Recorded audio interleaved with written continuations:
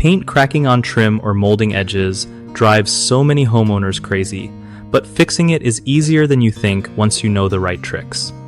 Okay, so first off, you want to use flexible paint designed for trim or molding because it moves with temperature changes and won't crack as easily. Before painting, make sure to clean the edges really well. Dust and dirt can cause paint to peel or crack. Caulking is your best friend here. Apply a good quality, paintable caulk along the edges to fill any gaps or cracks. Let the caulk dry completely before you paint over it. When you're painting, use thin layers and let each coat dry fully before adding the next one to avoid thick, brittle paint that cracks.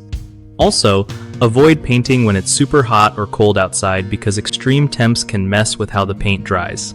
If you notice old cracked paint, scrape it off gently and sand the area smooth before starting fresh. And always pick a primer suited for your surface to help the paint stick better and last longer. One of the biggest mistakes people make with paint cracking on trim or molding edges is skipping the prep work. If you don't clean, sand, and caulk properly, the paint won't hold up well. Another common issue is using regular wall paint instead of flexible trim paint. Wall paint is too rigid and cracks easily on narrow surfaces that expand and contract. Lastly, rushing the job hurts. Applying thick coats or painting in bad weather causes the paint to dry unevenly and crack later.